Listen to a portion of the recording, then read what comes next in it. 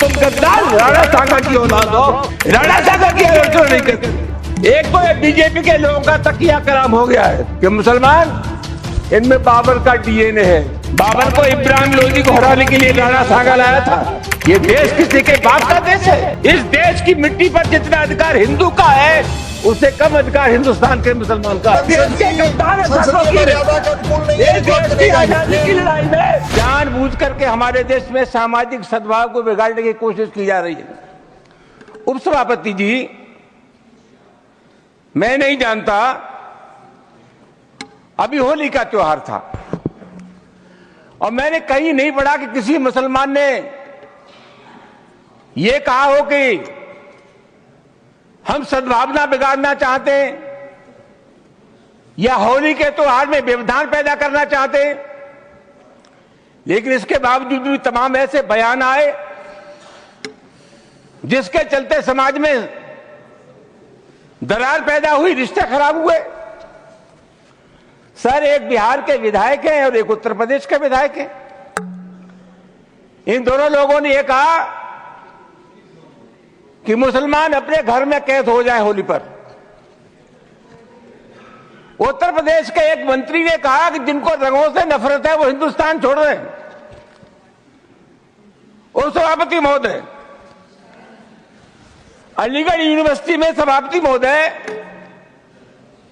पहले होली का त्योहार नहीं होता था, परमिशन नहीं मिली। अब जब वहां अनुमति नहीं मिली, बाद में अनुमति मिल गई थी, तो वहां के एक जनप्रतिनिधि ने कहा कि जो इसका विरोध करेगा उसको मुंह पर पहुंचा देंगे।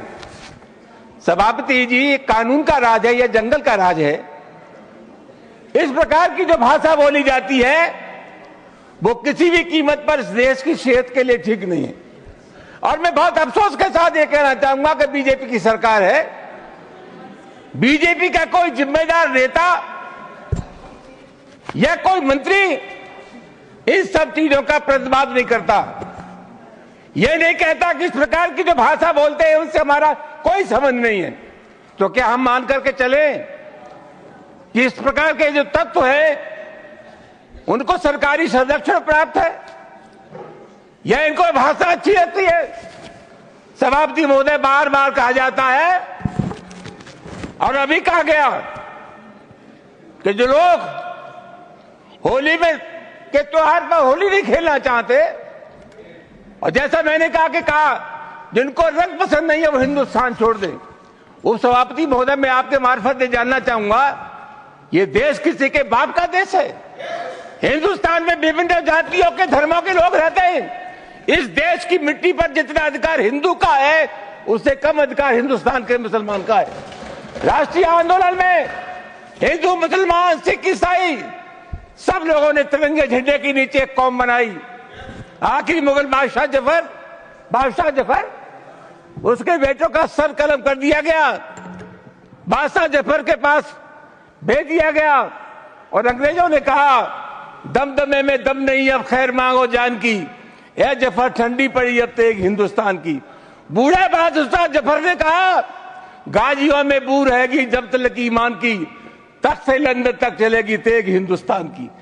सभापति महोदय, कौन है इसका ठेकेदार? हर बात में एक तो बीजेपी के लोगों का तकिया कलाम हो गया है सभापति महोदय कि मुसलमान, इनमें बाबर का डीएनए है।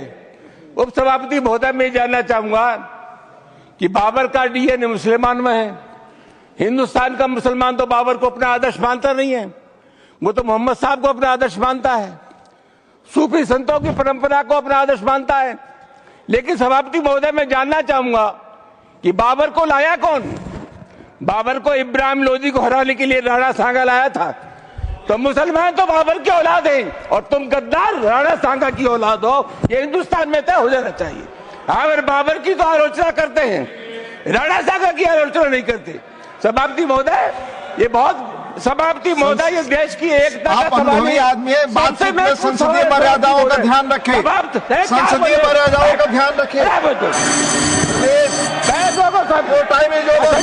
जो भी चीजें संसदीय मर्यादा के अनुकूल नहीं है, आजादी की लड़ाई में please, your time is over. You please seat. माननीय श्री वाई को, ऑनरेबल वाई